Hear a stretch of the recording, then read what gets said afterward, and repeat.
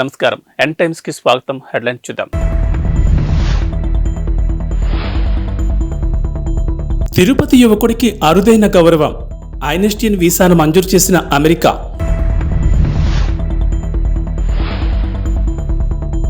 మీతో మేమున్నాం, అధైర్యపడకండి. బాధిత కుటుంబాలకు నారా భువనేశ్వరి హామీ.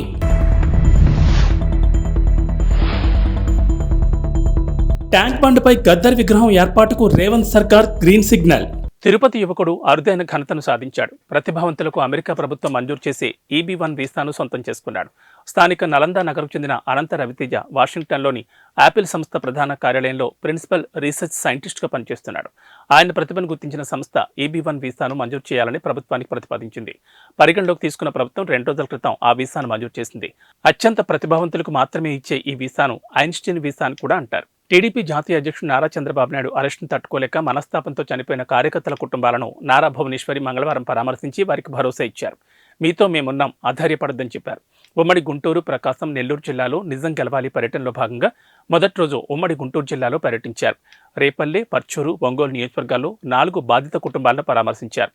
నిజం గెలవాలి కోసం విజయవాడ విమానాశ్రయానికి చేరుకున్న నారా భువనేశ్వర్కి కృష్ణా జిల్లా పార్టీ నాయకులు, కార్యకర్తలు ఘన స్వాగతం పలికారు. అనంతరం రోడ్డు మార్గం ద్వారా మొదట రేపల్లె నియోజకవర్గానికి చేరుకున్నారు. చెరుకుపల్లి మండల కేంద్రంలో పార్టీ కార్యకర్త కోట వెంకటేశ్వర కుటుంబాన్ని భువనేశ్వరి పరామర్శించారు. 9/9/2023న చంద్రబాబు అరెస్టును తట్టుకోలేక గుండెపోటుతో వెంకటేశ్వరరావు మృతి చెందారు. వెంకటేశ్వరరావు భార్య కోట విజయలక్ష్మి, కుమారుడు సురేష్, రాజేష్, ఇతర కుటుంబ సభ్యులను పరామర్శించి ధైర్యం చెప్పారు.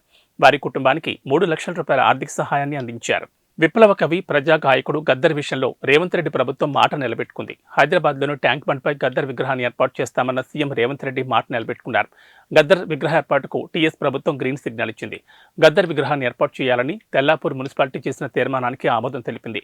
విగ్రహ ఏర్పాటుకు అనువైన స్థలాన్ని కేటాయిస్తూ ఈ రోజు ఉత్తర్వులు జారీ చేసింది. గద్దర్ మరణ వార్త తెలిసిన వెంటనే రేవంత్ రెడ్డి ఆసుపత్రికి చేరుకున్న సంగతి తెలిసిందే. ఆయన భౌతికాయాన్ని ఎల్బీ స్టేడియం తరలించడం దగ్గర నుంచి అంతిమ యాత్ర వరకు ఆయన అన్నింటినీ ముందుండి నడిపించారు. గద్దర్ అంత్యక్రియలు అధికారిక లాంఛనాలతో జరిగినప్పటికీ దగ్గరుండి చూసుకున్నది రేవంతే. గత ఎన్నికల్లో కూడా గద్దర్ కుమార్తె వెన్నెలకు కాంగ్రెస్ పార్టీ టికెట్ ఇచ్చింది.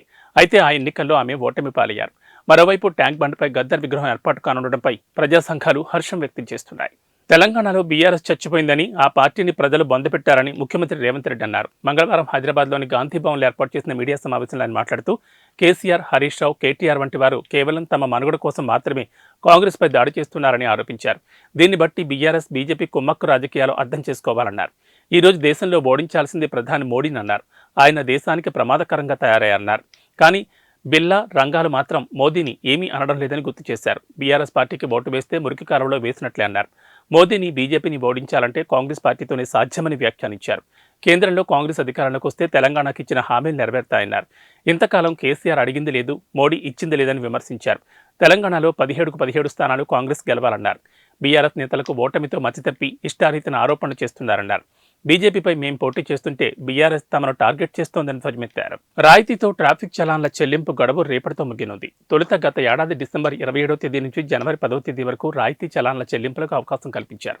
అయితే దీన్ని ఆ తర్వాత జనవరి 31 వరకు పొడిగించారు. సాంకేతిక సమస్య కారణంగా రాయితీతో కూడిన చెల్లింపు గడువును పొడిగించారు. అయితే మరోసారి గడువు పొడిగించేది లేదని ఇప్పటికే పోలీసులు స్పష్టం చేశారు. ఈ నేపథ్యంలో రాయితీతో కూడిన ట్రాఫిక్ చలాన్ల చెల్లింపుకు మరొక రోజు మాత్రమే గడువు ఉంది. బైకులు, ఆటోలకు 80%, ఆర్టీసీ బస్సులకు 90%, లారీ వంటి భారీ వాహనాలకు 60% రాయితీని ప్రకటించారు. రాయితీతో కూడిన ట్రాఫిక్ చలాన్ల చెల్లింపు వల్ల ఖజానాకు భారీగానే ఆదాయం వచ్చింది. భారతీయ ఐటీ నిపుణులకు అగ్రరాజ్యం అమెరికా గుడ్ న్యూస్ చెప్పింది. దేశీయంగా H-1B వీసా పునరుద్ధరణకు అవకాశం ఇస్తూ ఒక పైలట్ ప్రాజెక్టును ప్రారంభించింది. ఈ నిర్ణయం వేలాది మంది ఇండియన్ టెక్కీలకు ప్రయోజనం చేకూర్చే అవకాశాలున్నాయి. ఈ మేరకు యుఎస్ స్టేట్ డిపార్ట్మెంట్ సోమవారం ఒక ప్రకటన విడుదల చేసింది. ఈ ప్రత్యేక ప్రోగ్రాం జనవరి 29 నుంచి ఏప్రిల్ 1, 2024 వరకు లేదా అన్ని అప్లికేషన్ స్లాట్లు నిండే వరకు ఈ రెండింటిలో ఏది ముందైతే అది చివరి తేదీగా ఉంటుందని తెలిపింది. ప్రస్తుతం రెన్యువల్ స్టేటస్లో ఉన్న H-1B వీసాదారులు అమెరికాకు వెళ్లకముందే భారత్లోనే అప్లికేషన్ పెట్టుకుని పునరుద్ధరించుకోవచ్చు. గత ఏడాది జూన్లో ప్రధానమంత్రి నరేంద్ర మోడీ అమెరికాలో పర్యటించిన సందర్భంగా ఈ మేరకు ప్రకటన వెలువడిన విషయం తెలిసిందే. ప్రత్యేక ప్రోగ్రాం ద్వారా H1B వీసాను పునరుద్ధరించుకునే అవకాశాన్ని కల్పించడం దాదాపు 20 ఏళ్లలో ఇదే మొదటిసారి. ఈ కార్యక్రమం ద్వారా వారానికి 4,000 దరఖాస్తులు స్వీకరించనున్నట్లు తెలిపింది.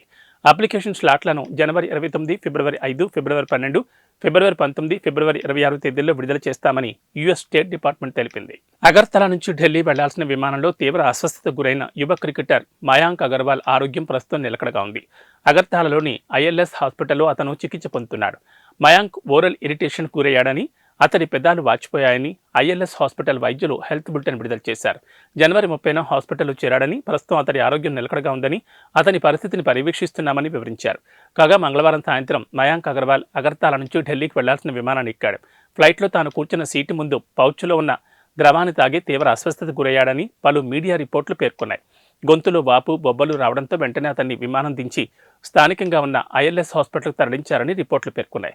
కాగా ఆసుపత్రి నుంచి తన మేనేజర్ సహాయంతో మయాంక్ పోలీసులకు ఫిర్యాదు చేశాడు. ఈ ఘటనపై దర్యాప్తు మొదలుపెట్టామని పశ్చిమ త్రిపుర SP కిరణ్ కుమార్ తెలిపారు. ఆదాయానికి మించిన ఆస్తుల కేసులో అరెస్టైన రెరా కార్యదర్శి శివ బాలకృష్ణను ప్రభుత్వం సస్పెండ్ చేసింది. ఈ మేరకు సస్పెండ్ చేస్తూ HMDA మెట్రోపాలిటన్ కమిషనర్ దానకిషోర్ ఉత్తర్వులు జారీ చేశారు. ఆదాయానికి మించిన ఆస్తుల కేసులో శివ బాలకృష్ణను ACB ఇటీవల అరెస్ట్ చేసింది. ప్రస్తుతం అతను చెంచల్గూడ జైల్లో ఉన్నాడు. ACB అధికారులు ఇటీవల శివ బాలకృష్ణ ఇల్లు, బంధువులు, స్నేహితుల ఇళ్లు, కార్యాలయాల్లో 16 చోట్ల ఏకకాలంలో సోదాలు నిర్వహించారు. సోదాల్లో మొత్తం 93,60,850 రూపాయల నగదు, 1,988 గ్రాముల బంగారు, వజ్రాభరణాలు, సుమారు 6 కిలోల వెండి నగలు స్వాధీనం చేసుకున్నారు. ప్రస్తుతం వీటి విలువ ప్రకారం సోదాల్లో దొరికిన మొత్తం ఆస్తుల విలువ 8,26,48,999గా ఉంటుందని భావిస్తున్నారు. బహిరంగ మార్కెట్లో వీటి విలువ 100 కోట్ల రూపాయలుగా ఉంటుందని అంటున్నారు. ఇంకా అదనపు ఆస్తులకు సంబంధించిన వెరిఫికేషన్ జరుగుతోందని అధికారులు తెలిపారు. SB యాక్ట్లోని US 13(1)B, 13(2) సెక్షన్ల కింద కేసు నమోదు చేసినట్లు తెలిపారు. ఢిల్లీలోని ఏరో సిటీలో ఓ విలాసవంతమైన హోటల్లో 15 రోజులు బస చేసిన ఏపీకి చెందిన ఓ మహిళకు సుమారు 6 లక్షల బిల్లు పడింది. కానీ ఆమె అకౌంట్లో కేవలం 41 రూపాయలు మాత్రమే ఉన్నాయి. దీంతో హోటల్ సిబ్బంది ఫిర్యాదు మేరకు ఢిల్లీ పోలీసులు సదరు మహిళను అరెస్ట్ చేశారు. ఎయిర్పోర్ట్ సమీపంలోని ఫుల్మన్ హోటల్లో ఆమె బస చేసిందని పోలీసులు మంగళవారం వెల్లడించారు. నిందితురాలు హోటల్ను మోసం చేసిందని, ఆమె ఖాతాలో కేవలం 41 మాత్రమే ఉన్నాయని పోలీసులు మంగళవారం వెల్లడించారు. అయితే నిందిత మహిళ హోటల్లో బస చేయడానికి గల కారణాలేంటో తెలియరాలేదన్నారు. ఆ మహిళకు సంబంధించిన అడ్రస్ వివరాలు తెలియచేయాలంటూ ఏపీ పోలీసులను సంప్రదించామని, ఈ మేరకు లేఖ రాశామని ఢిల్లీ సీనియర్ పోలీస్ అధికారి ఒకరు తెలిపారు. సదరు మహిళ విచారణకు సహకరించడం లేదని, ఆమెకు కౌన్సిలింగ్ ఇచ్చామని పోలీసులు తెలిపారు. బ్యాంక్ ఖాతాలో ఎంత డబ్బు ఉందో చూపించేందుకు నిరాకరించిందని, ఆమె అకౌంట్ను చెక్ చేయగా కేవలం 41 రూపాయలు ఉన్నాయని గుర్తించామని తెలిపారు. ఆమె పేరు ఝాన్సీ రాణి శామ్యూల్ అని, 15 రోజుల పాటు ఫుల్మన్ హోటల్లో ఆమె బస చేసిందని తెలిపారు. దాదాపు 5,88,176 రూపాయల విలువైన అనుమానిత లావాదేవీలు జరిపిందని చెప్పారు. హోటల్ సిబ్బందికి నకిలీ గుర్తింపు కార్డును అందజేసిందని పోలీసులు వివరించారు. నిందిత మహిళ హోటల్లోని స్పాలో 2,11,708 రూపాయల విలువైన సర్వీసులు పొందిందని హోటల్ సిబ్బంది ఫిర్యాదులో పేర్కొన్నారు. ICICI బ్యాంక్ UPI యాప్ ద్వారా లావాదేవీలు జరుపుతున్నట్లు ఝాన్సీ వివరాలను చూపించిందని, అయితే అవి హోటల్ అకౌంట్లోకి రాలేదని చెప్పారు. ప్రపంచవ్యాప్తంగా అవినీతి ఇబ్బడిముబ్బడిగా పెరుగుతున్న వేళ డెన్మార్క్ ఈ జాబితాలో అట్టడుగున నిలిచి అవినీతి రహిత దేశాల జాబితాలో అగ్రస్థానంలో నిలిచింది. అత్యంత అవినీతి కలిగిన దేశాల్లో సోమాలియా 11వ ర్యాంకుతో అగ్రస్థానంలో కొనసాగుతుండగా భారత్ 93వ స్థానంలో ఉంది. ప్రపంచంలోని అత్యంత అవినీతి, అతి తక్కువ అవినీతి కలిగిన దేశాల జాబితా తాజాగా విడుదలైంది. ట్రాన్స్పరెన్సీ ఇంటర్నేషనల్ తాజాగా 2023 కరప్షన్ పెర్సెప్షన్స్ ఇండెక్స్ను విడుదల చేసింది. CBI గ్లోబల్ సగటు వరుసగా 12వ ఏడాది కూడా 43 వద్ద ఎలాంటి మార్పు కనిపించలేదు. 2/3 దేశాలు 50 లోపే స్కోర్ చేశాయి. ప్రభుత్వ రంగంలో చోటు చేసుకున్న అవినీతి ఆధారంగా మొత్తం 180 దేశాలు భూభాగాల్లో అధ్యయనం చేసిన CPI అవినీతి స్థాయిని 0 నుంచి 100 వరకు ర్యాంకులు ఇచ్చింది. ఇవి బులెటిన్ విశేషాలు. నమస్కారం.